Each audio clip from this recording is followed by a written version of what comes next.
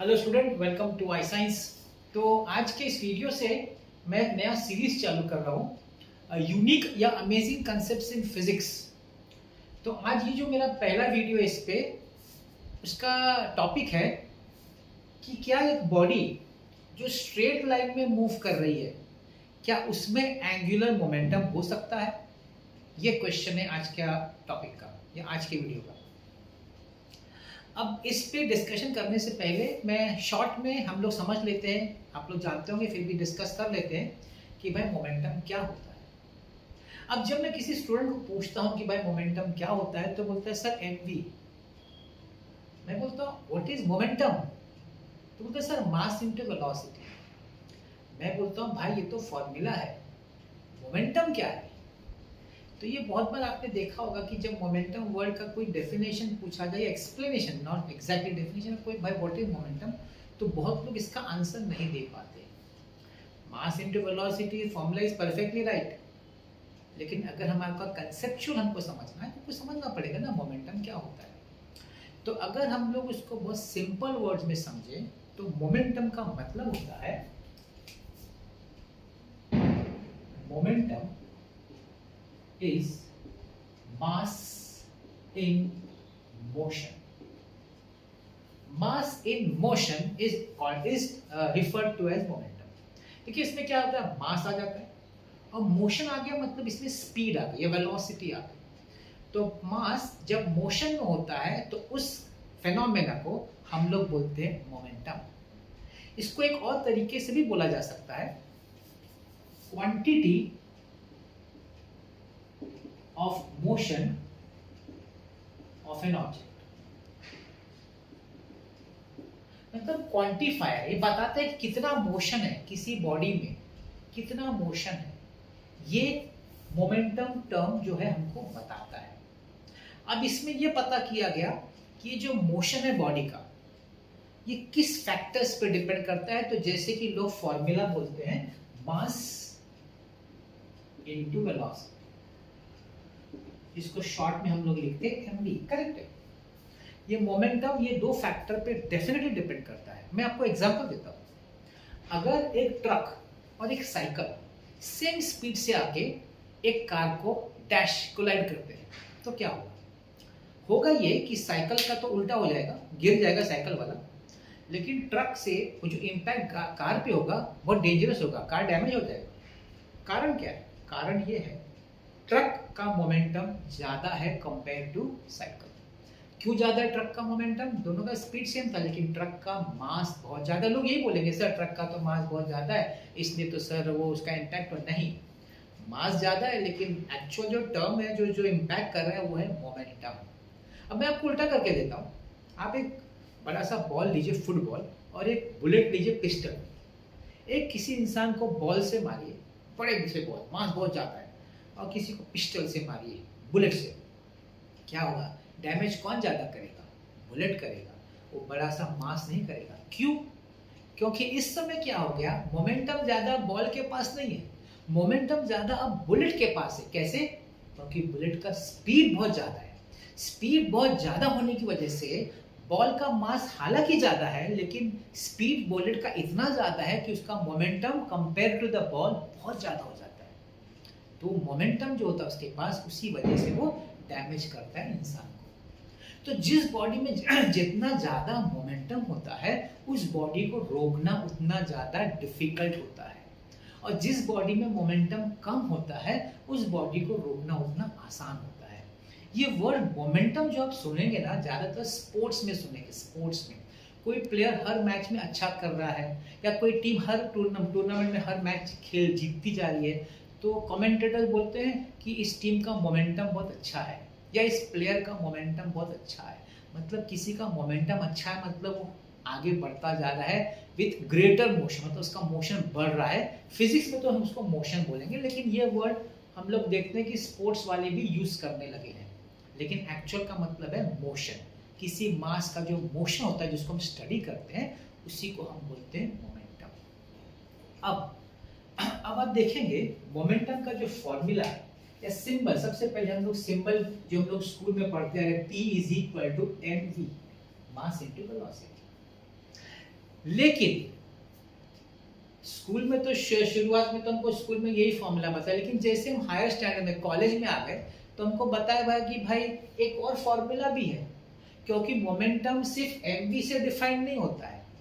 ये जो है उस मोमेंटम को फिर एक नया नाम दिया गया, उसमें आगे प्रीफिक्स ऐड किया गया और इसको नाम दिया गया लीनियर मोमेंटम। लीनियर मोमेंटम क्यों? क्योंकि बोला कि भाई एक और मोमेंटम है जिसको नाम दिया गया एंगुलर मोमेंटम। स्कूल में ये नहीं बताया गया, स्कूल में तो सिर्फ मोमेंटम वर्ड था, उस समय नहीं बताया गया था कि भाई एक और मोमेंटम भी होता है। लेकिन जैसे हायर स्टैंडर्ड्स में हमको बताया गया कि भाई इसको ज्यादा स्पेसिफिकली बोलना है तो बोलो लीनियर मोमेंटम, क्योंकि एक दूसरा मोमेंटम भी खड़ा है साथ में जिसको हम बोलते हैं एंगुलर मोमेंटम। अब दोनों में फर्क क्या है भाई? फर्क ये है, लीनियर मोमेंटम उस बॉडी के लिए डिफाइन होता है जो स्ट्रेट लाइन में मूव करती है, और एंगुलर मोमेंटम उस बॉडी के लिए डिफाइंड होता है जो या तो एक सर्कुलर मोशन परफॉर्म कर रही है अबाउट अ गिवन पॉइंट, या एक बॉडी रोटेट कर रही है अबाउट अ गिवन एक्सिस। तो अबाउट अ गिवन एक्सिस अगर रोटेशनल मोशन हो रहा है, या अबाउट अ गिवन पॉइंट अगर सर्कुलर मोशन हो रहा है, तो उस समय जो मोमेंटम होता है उसको इस फॉर्मूला से नहीं दिया जा सकता, उसके लिए फॉर्मूला में थोड़ा सा ट्विस्ट हो जाता है, इसलिए नाम बदल के हो गया एंगुलर मोमेंटम। उसका फॉर्मूला आप लोगों ने देखा होगा, उसका फॉर्मूला है mvr, ये उसका फॉर्मूला है। इसका मतलब है जब कोई बॉडी सर्कुलर मोशन परफॉर्म कर रही है या रोटेशनल मोशन परफॉर्म कर रही है, तो उसका मोमेंटम मास और वेलोसिटी पे तो डिपेंड कर ही रहा है, साथ में एक और टर्म पे डिपेंड करता है जिसको हम बोलते हैं r। एक्चुअली वो है पोजीशन वेक्टर। क्या मतलब है पोजीशन वेक्टर का?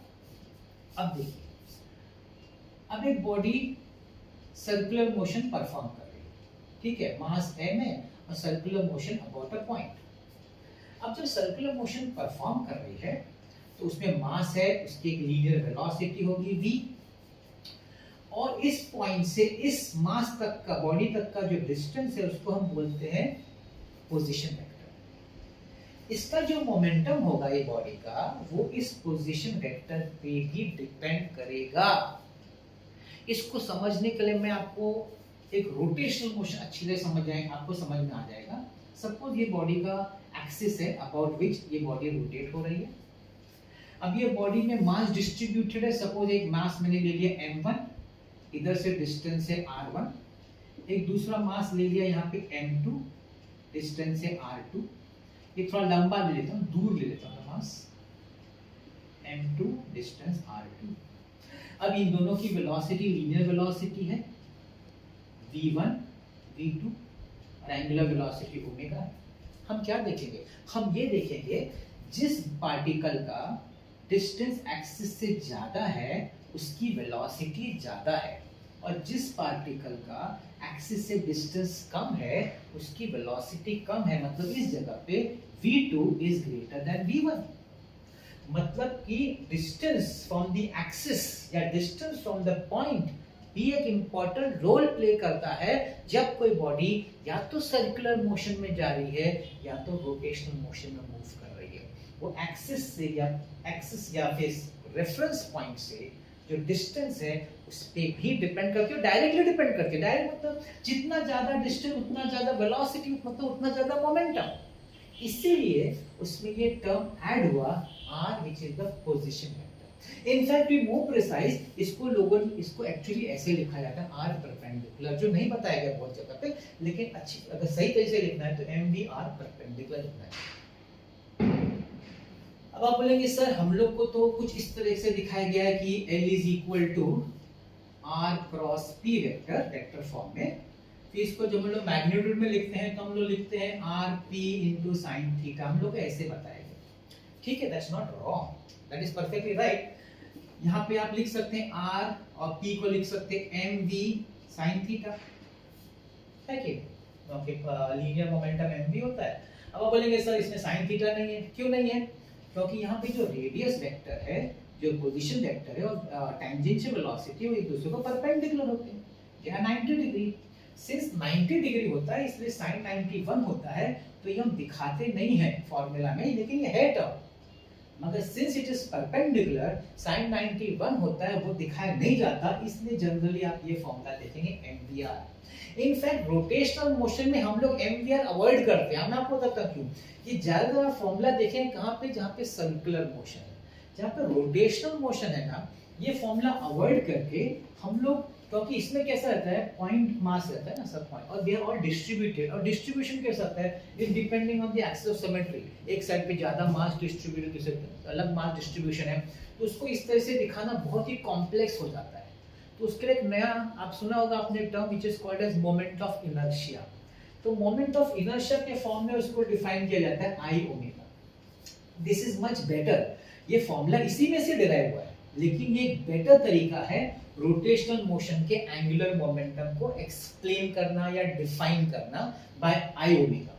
और सर्कुलर मोशन के लिए हम लोग ये फॉर्मूला फिर यूज कर सकते हैं। ये ज्यादा, क्योंकि ये सिंगल मास है, लेकिन यहाँ पे तो it is made up of infinite small small masses which are compact together, जिसको हम बोल सकते हैं कंटिन्यूअस डिस्ट्रीब्यूशन ऑफ मास।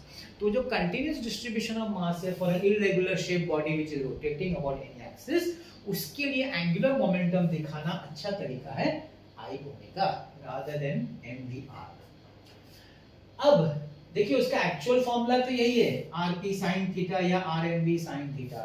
और अगर आपको ये sin थीटा देखना है ना, तो मैं आपको बताता हूँ कहाँ देखने को मिलेगा। यहाँ तो नहीं देखने को मिल रहा है, क्योंकि यहाँ पे दोनों 90 है, तो sin 90 1 होता है, तो sin थीटा देखने को नहीं मिलता। मैं अब आपको बताता हूँ कि sin थीटा आप कहाँ पे एग्जैक्टली देख सकते हैं। तो चलिए मैं आपको बताता हूँ। अब देखिए हम लोग क्या करते हैं, एक एक्सिस ऑफ रोटेशन, एक अपना कोऑर्डिनेट एक्सिस है, ठीक है, ये एक्स एक्सिस, ये वाई एक्सिस, ये जेड एक्सिस। अब सपोज एक पार्टिकल है, it is moving along a straight line, उसका मोमेंटम है mv। अब ये मेरा एक रेफरेंस पॉइंट है सपोज, ठीक है। अब ये जो रेफरेंस पॉइंट से अगर मैं देखना चाहूं, तो इसको ज्वाइन करूंगा, ये मेरा डिस्टेंस हो गया r, जो मैं यहाँ डिस्टेंस r बोलता हूँ ना सर्कुलर मोशन में, उस तरीके से हम इसको डिस्टेंस मेरा पोजीशन वेक्टर ले सकते हैं। अब ये मेरा p है, अब r क्रॉस p मतलब इसको मैं एक्सटेंड करूंगा, ये मेरा r वेक्टर हो गया, ये मेरा r क्रॉस p हो गया।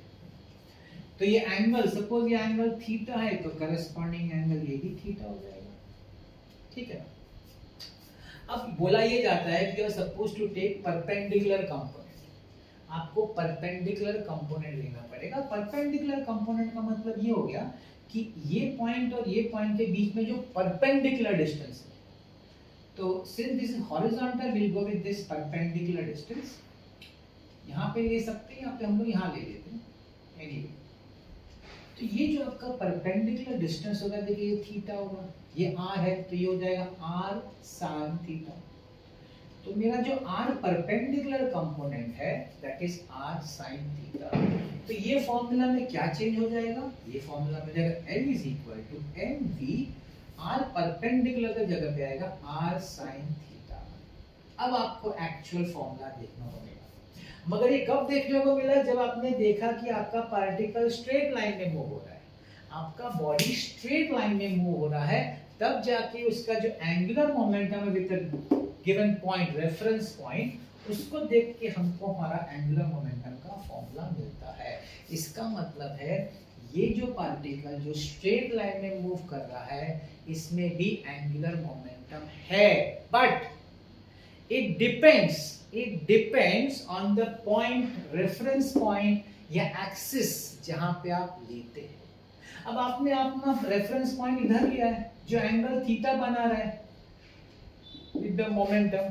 अब सपोज आपका एक्सिस यहाँ नहीं होता, सपोज मैं अपना एक्सिस चेंज कर देता हूँ, मैं अपना कोऑर्डिनेट एक्सिस शिफ्ट यहाँ पे ले आता हूँ, इस जगह, उसके मोशन के डायरेक्शन के लाइन में ले आता हूँ अपना ओरिजिन, तो क्या होगा, अगर मैंने एक्सिस शिफ्ट करके तो मेरा ओरिजिन जो है, मोमेंटम जो बॉडी का स्ट्रेट लाइन मोशन है, उसी डायरेक्शन में अगर उसी लाइन पे अगर ले आए, तो theta is 0, there is no angle. Since there is no angle, तो sin 0 0 हो जाएगा, sin 0 0 हो जाएगा, तो इस केस में मोमेंटम 0 हो जाएगा, एंगुलर मोमेंटम। इसका मतलब है कि अगर कोई बॉडी स्ट्रेट लाइन में मूव कर रही है, और अगर आपका एक्सिस या रेफरेंस पॉइंट उसी स्ट्रेट लाइन पे ही है, आपका रेफरेंस पॉइंट उसी जिस डायरेक्शन में या जिस लाइन में बॉडी मूव कर रही है उसी स्ट्रेट लाइन में भी आपका रेफरेंस पॉइंट है, उस समय एंगुलर मोमेंटम बॉडी में नहीं होता। क्यों? क्योंकि थीटा 0 होता है। लेकिन अगर आपका रेफरेंस पॉइंट कहीं और है, उस बॉडी के लाइन ऑफ एक्शन में नहीं है, किसी और जगह पे है, उस समय बॉडी में एंगुलर मोमेंटम लिया जाएगा with respect to that reference. एक सिंपल बहुत लेमैन एग्जांपल अगर मुझे आपको एक्सप्लेन करना है तो मैं आपको एक्सप्लेन करना इस तरह से चाहूंगा कि सपोज एक गाड़ी मूव करे इस डायरेक्शन में, एक इंसान यहाँ खड़ा है, ठीक है, गाड़ी के डायरेक्शन में खड़ा है, देख रहा है गाड़ी सामने से आ रही है, उसके लिए उस गाड़ी का कोई भी एंगुलर मोमेंटम नहीं है। क्यों? क्योंकि जिस लाइन ऑफ एक्शन में गाड़ी मूव करी उसी लाइन ऑफ एक्शन में ये आदमी खड़ा है, तो हमेशा गाड़ी उसके सामने ही आती रहेगी या जाएगी, जो भी आप उसी अलोंग दैट सेम डायरेक्शन वो आदमी खड़ा है, उसी एक्सिस पे खड़ा है, इसलिए उसके लिए वो एक बॉडी स्ट्रेट लाइन मोशन में है और थीटा 0 है, तो एंगुलर मोमेंटम नहीं है। लेकिन जस्ट इमेजिन करिए एक आदमी यहाँ पे खड़ा है और इसी बॉडी को मोशन में देख रहा है। तो देखिए ये कार है, मैं यहाँ खड़ा हूँ, उसके एक्सिस पे नहीं, कार ऐसे मूव कर रही है। जब कार स्ट्रेट लाइन में जा रही है तो आप अपना गर्दन क्या करेंगे? अपना गर्दन घुमाएंगे। जैसे जैसे गाड़ी स्ट्रेट लाइन में जाएगी आपका गर्दन घूमेगा, मतलब आपका जो गर्दन है वो एक एंगुलर मोशन परफॉर्म कर रहा है। वो क्यों कर रहा है? क्योंकि आपके हिसाब से अब उस बॉडी में एंगुलर मोमेंटम है, it is reference point. Basically reference point के हिसाब से ही आप एक स्ट्रेट लाइन मोशन में बॉडी जो मूव कर रहा है उसमें एंगुलर मोमेंटम डिफाइन कर सकते हैं। तो इसका आंसर ये हुआ, yes, a body moving in a straight line can have angular momentum provided the reference point is not along the line of action of motion। जिस डायरेक्शन में मोशन है, अगर उस डायरेक्शन मेरा एक्सिस, मेरा रेफरेंस पॉइंट नहीं है, then in that case this body will have angular momentum। इसके रिस्पेक्ट में क्वेश्चन पूछा था, मैं क्वेश्चन तो नहीं डिस्कस करूंगा आईआईटी में, जेईई एडवांस में, लेकिन कंसेप्ट क्या था वो मैं आपको समझाना चाहूंगा, क्योंकि वो कंसेप्ट अगर आप समझ लेंगे तो आपको ये जो कंसेप्ट है स्ट्रेट लाइन मोशन का एडिंग एंगुलर मोमेंटम, आपको ये क्लियर हो जाएगा। चलिए देखते हैं, बहुत छोटा सा एग्जांपल है, आईआईटी एडवांस में था, जेईई एडवांस में। सपोज एक रॉड है, ठीक है, दिस इज अ रॉड, यहाँ पे एक पिवट है, पिवट समझते हो ना, पिवट मतलब यहाँ फिक्स किया गया, इसके अबाउट रॉड गोल गोल घूम सकता है, रोटेशनल मोशन परफॉर्म कर सकता है, तो एक पिवट है। अब सपोज इस पिवट के लाइन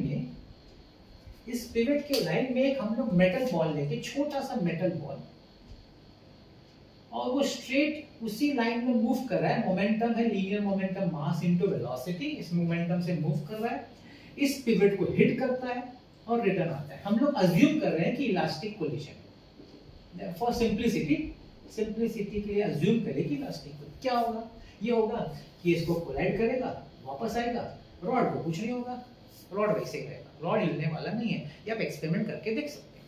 यहाँ होगा क्या, यहाँ आपका लीनियर मोमेंटम कंजर्व होगा, लीनियर मोमेंटम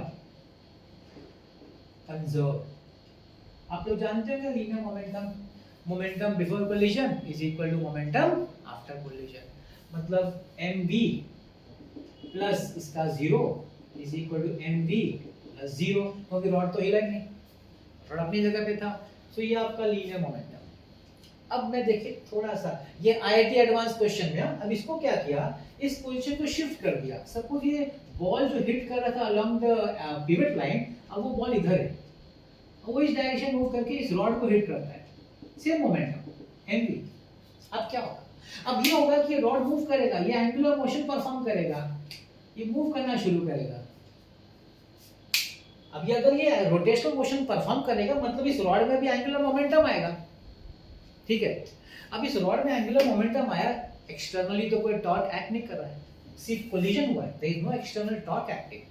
तो law of conservation of angular momentum क्या बोलता है, वो ये बोलता है कि total angular momentum is conserved, मतलब angular momentum before collision should be equal to angular momentum after collision। Collision के बाद तो एंगुलर मोमेंटम हुआ है भाई, ये रोटेट कर रहा है मतलब एंगुलर मोमेंटम तो हुआ है। When? After collision. What about before collision?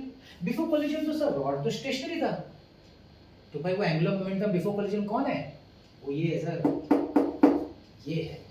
ये जो बॉडी है जो स्ट्रेट लाइन में है, इसके पास एंगुलर मोमेंटम था, वही ट्रांसफर होके इसको गया जो परफॉर्म करता है एंगुलर मोशन या रोटेशनल मोशन। क्योंकि बिफोर, अगर आफ्टर कोलिजन एंगुलर मोमेंटम है तो बिफोर कोलिजन भी एंगुलर, नहीं तो conservation of law of conservation of angular momentum satisfy कैसे होगा? और बिफोर कोलिजन रॉड तो हिला नहीं, जो हिल रहा था वही बॉडी हिल रही थी, इसका मतलब ये बॉडी में एंगुलर मोमेंटम होना चाहिए, नहीं तो ट्रांसफर कैसे होगा, नहीं तो इसको मिलेगा कैसे, और वो रोटेशनल मोशन कैसे परफॉर्म करेगा?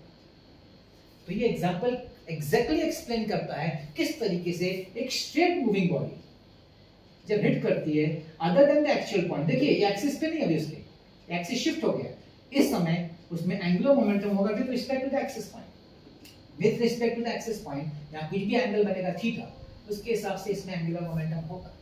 जब वो यहाँ पे हिट करेगा उस समय एंगुलर मोमेंटम जो एंगल बनेगा वो 90 डिग्री बनेगा इस रॉड के साथ, इसको हिट करेगा तो एंगुलर विद एंगुलर मोमेंटम, वो एंगुलर मोमेंटम इस रॉड को ट्रांसफर होगा और rod will perform rotational motion.